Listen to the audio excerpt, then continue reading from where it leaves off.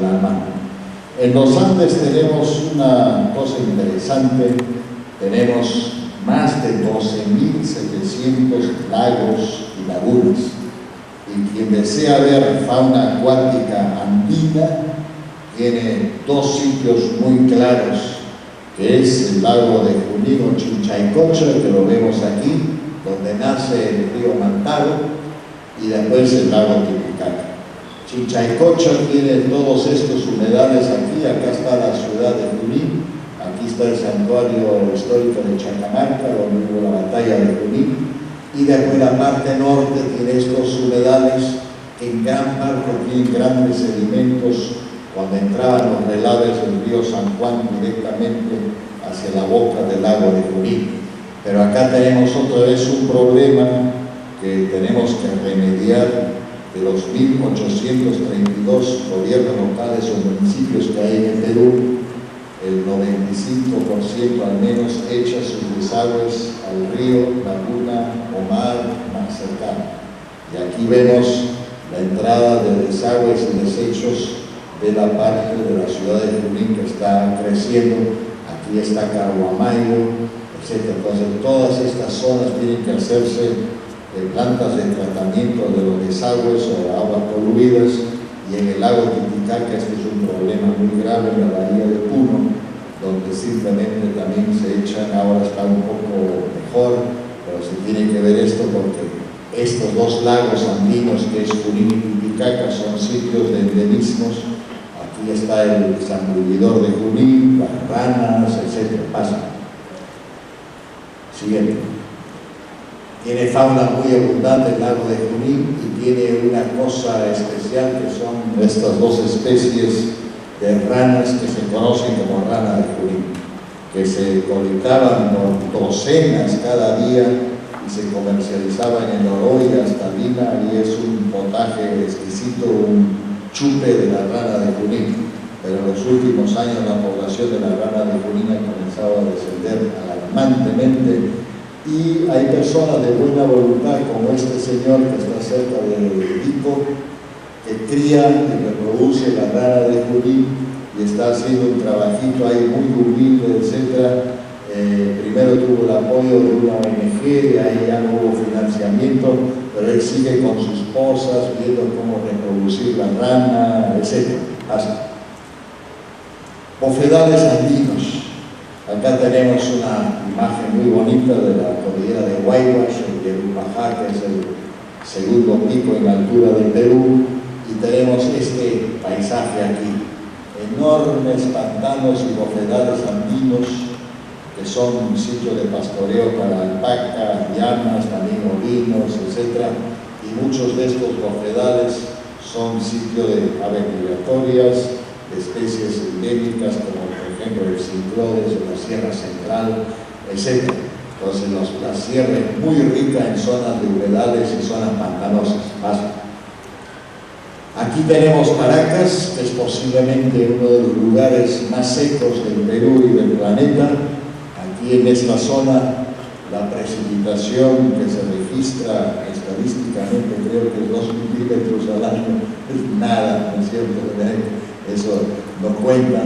Sin embargo, en Paracas tenemos algunas zonas, aquí no se ven los humedales, de humedales, y también aquí los salares de Otuma, que es esta parte, donde hay lagunas salobres debajo del nivel del mar, que también es un sitio de aves migratorias y de marihuanas, por ejemplo.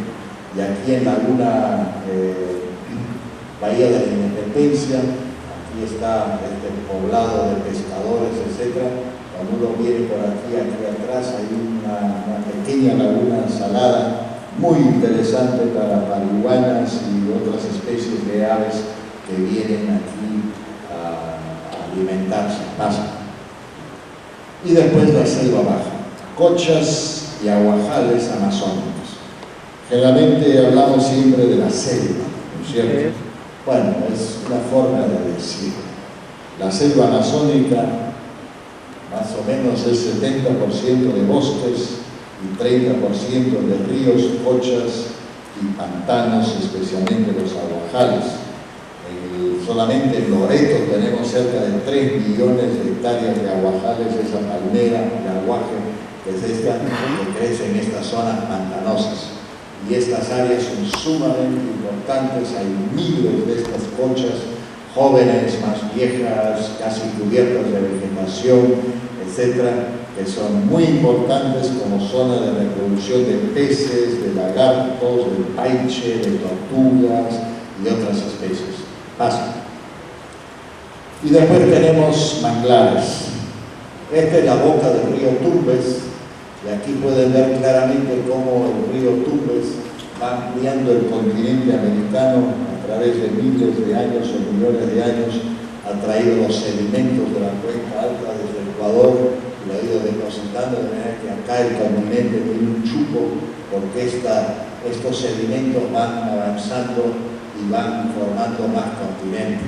Y tenemos aquí, de lo que se calculaba en el pasado, unas 50.000 hectáreas de manglares que llegan hasta la frontera en Ecuador y continúan.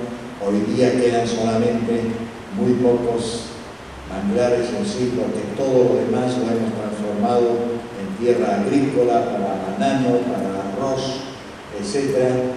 Y en toda esta zona se ha reducido enormemente el área de los manglares.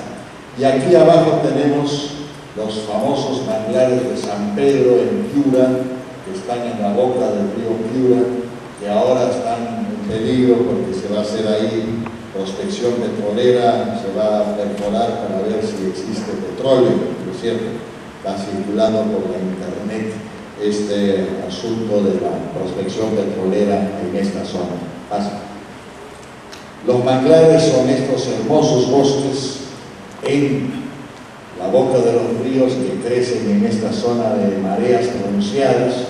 Naturalmente estos mangles ya son pequeños, porque los árboles grandes de mangle que tenían más de 20 metros de altura se extrajeron a través de los siglos, porque era una madera muy importante para hacer los barcos que se hacían en aquel tiempo, casi todos de madera, porque era el mangle rojo. En la parte ecuatoriana, cerca de Salinas, yo todavía he visto y tengo fotos de manglares donde hay árboles de hasta 30 metros de altura en algunas zonas. Pero esta es una zona muy importante para aves, pero también para los mariscos, y este es el hábitat de las conchas negras, que justo, no sé si fue antes de ayer en el Comercio, salió la foto del gobernador, no sé, de Puerto Pizarro, que lo sorprendieron en plena veda comiendo su suculento ceviche de conchas negras. No sé si le costó el puesto o no, pero salió en primera página del Comercio este asunto del señor gobernador. Paso. Valles agrícolas de la costa. La costa es desierto. Cuando uno va hacia el norte, maneja y veces 80 o más kilómetros de desierto y después llega a un valle de este tipo con zona agrícola.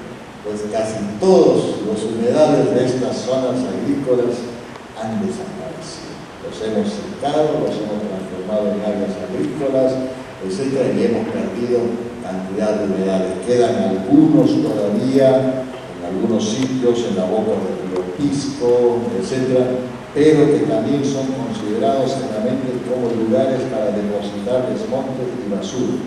O sea, no apreciamos los manglares en sí, los humedales en sí. Pasa. Y en la sierra, este panorama interesante, con estas lagunas que hay por todas partes.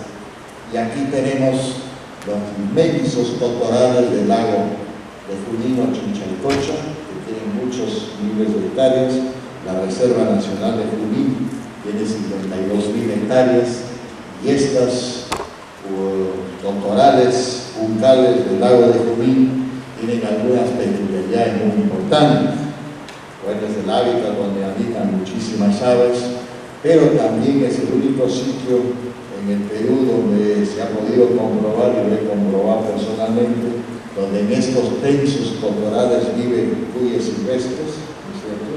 Y vive el gato andino que se va a cazar cuyes silvestres, y hasta los pobladores los enseñan de vez en cuando para ir a cazar masivamente los cuyes. Así hacían al menos hasta los años 70, cuando delimitábamos la Reserva Nacional.